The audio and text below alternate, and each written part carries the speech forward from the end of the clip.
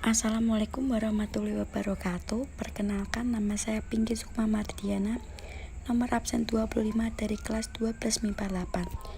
Saya di sini akan membahas tentang kebijakan pembangunan Orde Baru. Yang pertama, saya di sini sudah membuat bagan-bagan kebijakan pembangunan Orde Baru. Yang pertama, tujuan, setelah itu pengertian pembangunan nasional, strategi pembangunan Orde Baru, pelita, serta pertanian, pendidikan, KB, dan kesehatan masyarakat atau posyandu.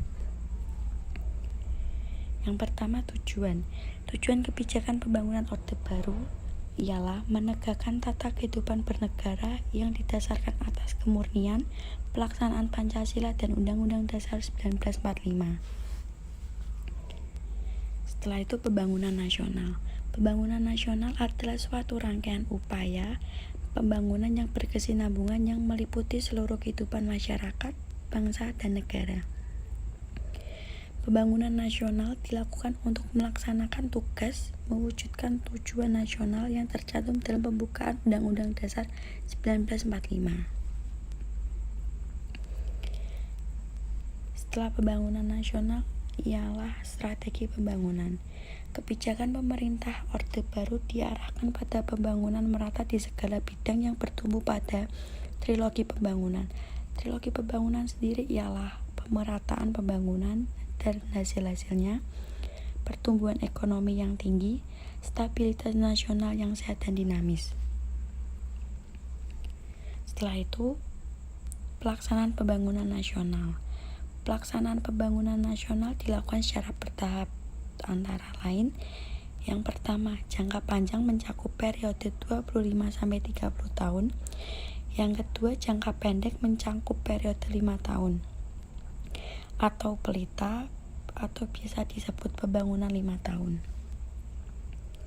Setelah itu, kita akan membahas pembangunan 5 tahun atau pelita.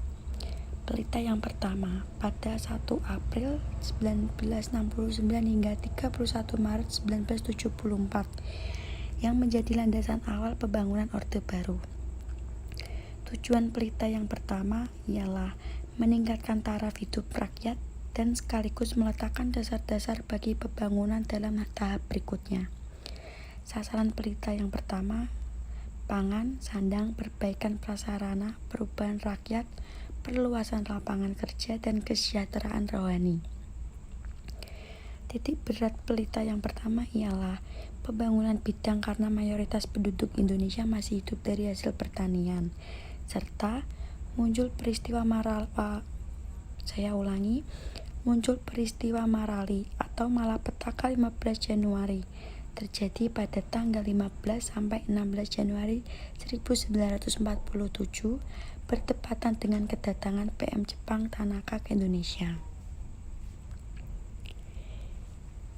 Pelita 2 dilaksanakan pada tanggal 1 April 1974 hingga 31 April 1979. Sasaran utamanya adalah tersedianya pangan, sandang, perumahan, sarana, dan prasarana, serta mensejahterakan rakyat dan memperluas lapangan kerja. Pelaksanaan pelita 2 cukup berhasil. Pertumbuhan ekonomi rata-rata mencapai 7% per tahun. Pada awal pemerintahan Orde Baru, laju inflasi mencapai 60%, dan pada akhir pelita 1, laju inflasi turun menjadi 47%. Selanjutnya, pada tahun keempat pelita 2, inflasi turun menjadi 9,5%. Pelita ketiga dilaksanakan pada tanggal 1 April 1979 hingga 31 Maret 1984. Penekanan lebih menonjol pada segi pemerataan yang dikenal dengan 8 jalur pemerataan, yaitu yang pertama, pemerataan pemenuhan kebutuhan pokok rakyat, khususnya pangan, sandang, dan perumahan. Yang kedua, pemerataan kesempatan memperoleh pendidikan dan pelayanan kesehatan. Yang ketiga, pemerataan pembagian pendapatan. Yang keempat, pemerataan kesempatan kerja. Yang kelima, pemerataan kesempatan berusaha. Yang keenam, pemerataan kesempatan berpartisipasi dalam pembangunan, khususnya bagi generasi muda dan kaum perempuan. Setelah itu, pemerataan penyebaran pembangunan di seluruh wilayah tanah air. Dan yang terakhir, pemerataan kesempatan memperoleh keadilan. Selanjutnya, berita yang keempat. Berita keempat dilaksanakan pada tanggal 1 April 1984 hingga 31 Maret 1989. Titik beratnya berada pada sektor pertanian menuju swasembada pangan dan meningkatkan industri yang dapat menghasilkan mesin industri sendiri. Terjadi resesi pada awal tahun 1980 yang berpengaruh terhadap perekonomian Indonesia. Pemerintah akhirnya mengeluarkan kebijakan moneter dan fiskal sehingga kelangsungan pembangunan ekonomi dapat dipertahankan. Pelita yang kelima dilaksanakan pada tanggal 1 April 1989 hingga 31 Maret 1994. Titik beratnya pada sektor pertanian dan industri Indonesia. Memiliki kondisi ekonomi yang cukup baik dengan pertumbuhan ekonomi rata-rata 6,8% per tahun. Setelah itu, posisi perdagangan luar negeri memperlihatkan gambaran yang menggembirakan, peningkatan ekspor yang baik dibanding sebelumnya. Dan yang terakhir ialah pelita ke-6, dilaksanakan pada tanggal 1 April 1994 hingga 31 Maret 1999. Titik beratnya masih pada pembangunan pada sektor ekonomi yang berkaitan dengan industri, pertanian, serta pembangunan dan peningkatan kualitas sumber daya manusia sebagai penduduknya. Mohon maaf, saya ulangi. Titik beratnya masih pada pembangunan sektor ekonomi yang berkaitan dengan industri dan pertanian, serta pembangunan dan peningkatan kualitas sumber daya manusia sebagai pendukungnya. Selain itu, pada periode ini terjadi krisis moneter yang melanda negara-negara Asia Tenggara, termasuk Indonesia. Karena krisis moneter dan peristiwa politik dalam negeri yang mengganggu perekonomian, menyebabkan rezim Orde Baru runtuh. Yang terakhir, saya akan membahas tentang kebijakan pembangunan Orde Baru. Yang pertama, ada pertanian. Pertanian sendiri membentuk bimbingan massal atau yang disebut BIMAS yang diperuntukkan untuk meningkatkan produksi beras dan koperasi sebagai organisasi ekonomi masyarakat pedesaan, menciptakan badan urusan logistik atau bulog.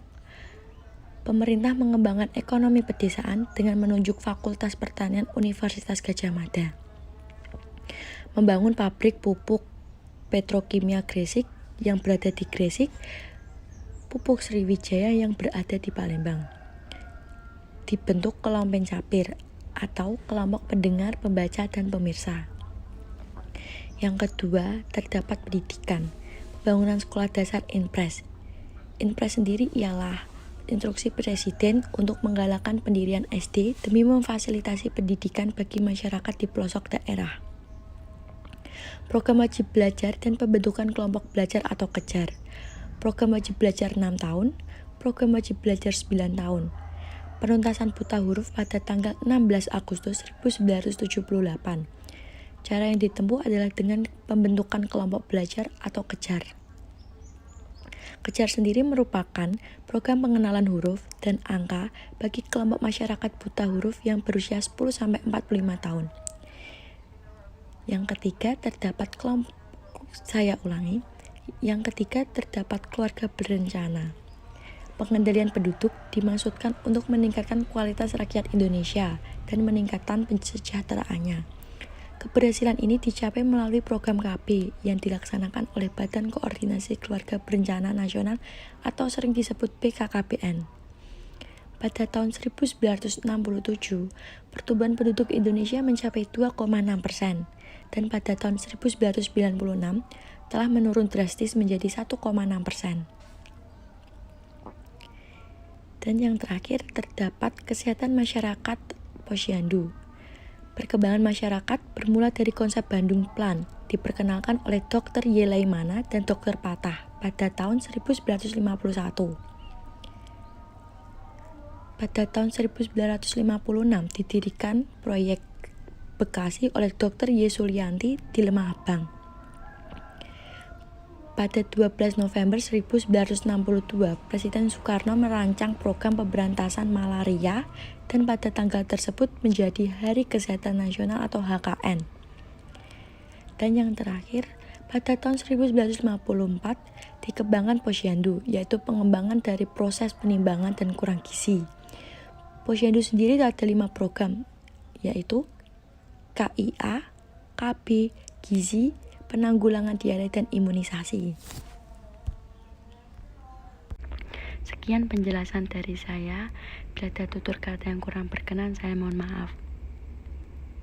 Wabillahi taufik walhidayah. Wassalamualaikum warahmatullahi wabarakatuh. Terima kasih.